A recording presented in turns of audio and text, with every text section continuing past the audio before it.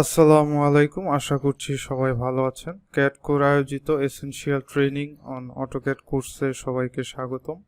So আজ আমাদের কোর্সের ফার্স্ট লেসন।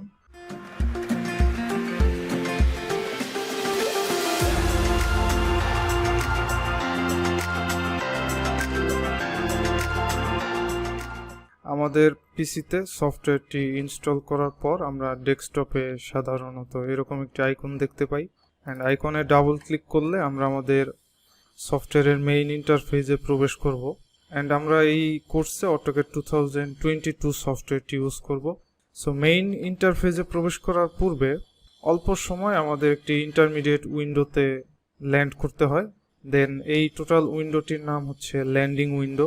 তারপর আমরা এই নিউ অপশনে ক্লিক করে আমাদের মেইন ইন্টারফেসে প্রবেশ করি। সো আমাদের মেইন ইন্টারফেসের একদম আপার লেফট কর্নারে আপনারা একটি আইকন দেখতে পাচ্ছেন। এটি হচ্ছে আমাদের অটোক্যাড সফটওয়্যারের আইকন। তবে এটি শুধু একটি আইকন নয়, যেমন এই ড্রপ ডাউন বাটনে ক্লিক করলে আমাদের সামনে বেশ কিছু অপশন চলে আসে। এটি টোটাল একটি বাটন। এই বাটনটির নাম হচ্ছে অ্যাপ্লিকেশন মেনু। আর তার ঠিক ডান পাশে এই সম্পূর্ণ যে অংশটি দেখতে পাচ্ছেন, এই অংশটির নাম হচ্ছে কুইক অ্যাক্সেস টুলবার। তার পাশে আমাদের অটোক্যাডের টাইটেলটি দেখতে পাচ্ছি, এই অংশটির নাম টাইটেল বার। এবং তার ঠিক ডান পাশের এই সম্পূর্ণ অংশটির নাম হচ্ছে ইনফরমেশন সেন্টার।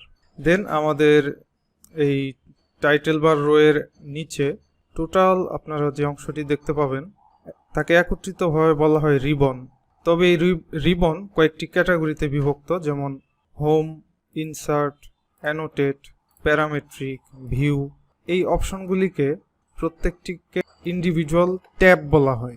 অর্থাৎ হোম একটি ইন্ডিভিজুয়াল ট্যাব, ইনসার্ট একটি ইন্ডিভিজুয়াল ট্যাব, এভাবে প্রত্যেকটি এক একটি ইন্ডিভিজুয়াল ট্যাব। এবং এক একটি ট্যাবের আন্ডারে একাধিক প্যানেল দেখতে পাচ্ছি আমরা। যেমন হোম ট্যাবের আন্ডারে ড্র একটি ইন্ডিভিজুয়াল প্যানেল, মডিফাই একটি ইন্ডিভিজুয়াল প্যানেল, অ্যানোটেশন একটি প্যানেল, লেয়ার একটি প্যানেল। ঠিক একইভাবে যেমন ইনসার্ট ট্যাবের আন্ডারেও এগুলি প্রত্যেকটি এক একটি ইন্ডিভিজুয়াল প্যানেল। এভাবে প্রত্যেকটি ট্যাবের আন্ডারে একাধিক প্যানেল রয়েছে এবং এক একটি প্যানেলে সেই প্যানেল রিলেটেড টুলস রয়েছে। যেমন ড্র প্যানেলের আন্ডারে এই টুলসগুলি দিয়ে সাধারণত আমরা ড্রয়িং রিলেটেড কাজ করব।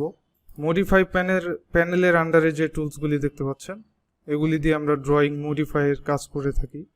এভাবে প্রত্যেকটি প্যানেলের আন্ডারে সেই প্যানেল রিলেটেড টুলস থাকে। সো আমরা চাইলে আমাদের এই টোটাল রিবনটিকে রিঅ্যারেঞ্জ অথবা মডিফাই করতে পারি।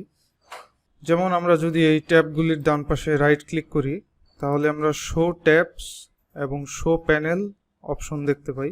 সো শো ট্যাবসের আন্ডারে যে সমস্ত ট্যাবের বাম পাশে ক্লিক করা আছে সেই ট্যাবগুলি আমরা এখান থেকে দেখতে পাচ্ছি। যেমন আমরা যদি হোম ট্যাবটি হাইড করতে চাই তাহলে হোম ট্যাবের উপর থেকে যদি টিক সরিয়ে নিই তাহলে হোম ট্যাবটি কিন্তু হাইড হয়ে যাবে। ঠিক একইভাবে আমরা যদি সাপোজ হোম ট্যাবের আন্ডারে আমরা চাচ্ছি এই অ্যানোটেশন প্যানেলটি হাইড করতে, তাহলে কিন্তু শো প্যানেলের ভেতর থেকে আমরা যদি অ্যানোটেশনের পাশ থেকে টিক উঠিয়ে নিই তাহলে অ্যানোটেশন প্যানেলটি হাইড হয়ে যাবে।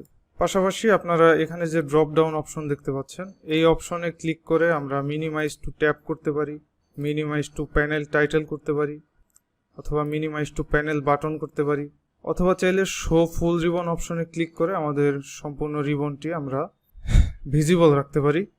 পাশাপাশি আমরা যদি চাই যে টোটাল রিবনটি আমরা হাইড করব তাহলে আমরা জাস্ট কিবোর্ডে টাইপ করতে পারি রিবন ক্লোজ অ্যান্ড ইন্টার, তাহলে আমাদের রিবনটি হাইড হয়ে যাবে।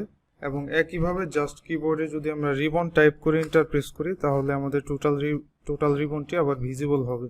এবং তার নিচে আপনারা এখানে যে অপশনগুলি দেখতে পাচ্ছেন এগুলি হচ্ছে আমাদের এক একটি ফাইল ট্যাব অথবা ড্রয়িং ট্যাব বলা যেতে পারে। এই প্লাস আইকনে ক্লিক করে আমরা একাধিক ট্যাব ওপেন করতে পারবো এবং প্রত্যেকটি ট্যাবে আমরা চাইলে আমাদের ইন্ডিভিজুয়াল ড্রয়িং করতে পারবো। সো এইভাবে অ্যাকচুয়ালি রিবনটি সাজানো থাকে। সো নেক্সট লেসনে ইন্টারফেসের অন্যান্য অংশগুলি নিয়ে আমরা কথা বলার চেষ্টা করব। ধন্যবাদ সবাইকে, আল্লাহ হাফেজ।